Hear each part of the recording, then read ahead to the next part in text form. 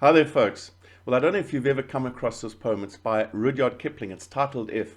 It's a beautiful poem, well worth reading if you haven't. I do tend to read it once in a while to remind me. And it begins with this wonderful sentence, which I'd like to just read out. And it's, if you can keep your head when all about you are losing theirs. And it does continue. But that one sentence inspired me to maybe talk around this a little bit, especially in the context of the environment we are living in at a global level, at people's respective country levels, and in our personal lives, because they're all interconnected from one level to another. But this environment, this volatility, this uncertainty, this complexity, and this ambiguity, this VUCA environment, is really taking its toll on people's psyches, I feel. I know it definitely affects me too. And it requires, this is where the work really is required, is to learn the art of not becoming reactive, to become more non-reactive. And I'm not saying to not address things, but there's a fine line between a knee-jerk reaction to everything out there, or the alternative, which is to actually sit back, not react, and then make a choice of whether you need to address something or not. And what can happen, we've got this ancient system within us where we literally do lose our heads, we lose our minds. And that is part of our deep subconscious. There's this amygdala, which sits in both hemispheres of our brain and the limbic system. And its job is to assess threats. Now, I'm really talking at a layman's level on this, but this amygdala perceives uncertainty and volatility and complexity, all these things that are happening to us as threats. And without awareness, what can happen is this amygdala, Daniel Goleman talks about the amygdala hijack. And beyond thinking, we talk about when the lizard hijacks the wizard, the reptilian hijacks the higher brain. But what happens is it prevents information, the amygdala, it prevents information from flowing into our left prefrontal cortex, which is the rational, reasonable brain where we can think things through.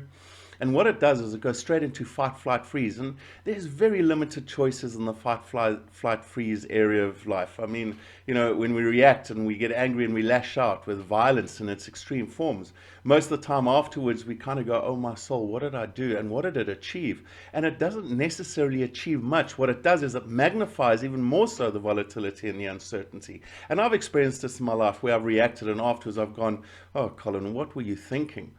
And I feel it's even more important now, especially the given environment, to be mindful of not being reactive. You see, when we react, there's possibly this deep subconscious urge to want to feel like we're in control. And because we're not in control, what we're doing is we are discharging this pain, and we might be putting this pain onto other people who are experiencing their pain and their uncertainty.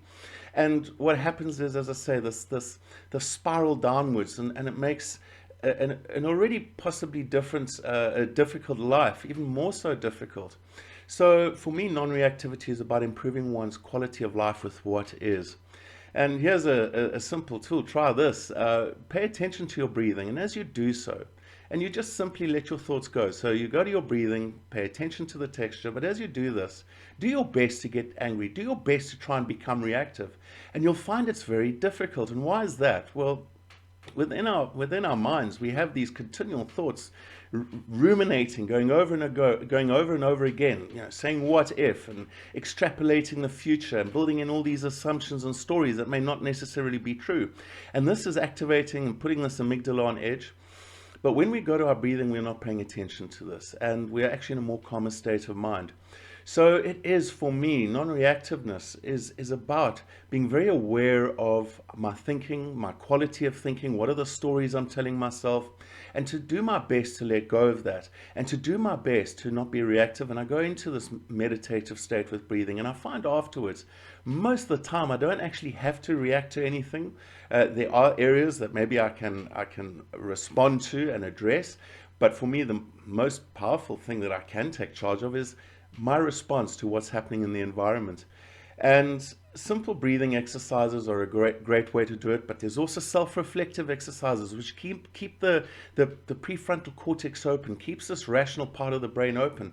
And self-reflective exercises where we give that minimal chance before we want to react, and we ask ourselves, what am I feeling right now? How do I want to react? How is this going to make things better? Is it going to make things better?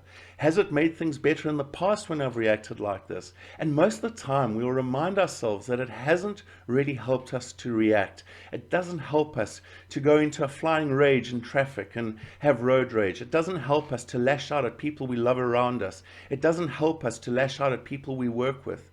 We've all got our burdens to bear, and I think this is where a bit of compassion comes in for ourselves, where we just step back and we do nothing. We become non-reactive. We become the observer. And as we do this, we do improve our quality of life with what is.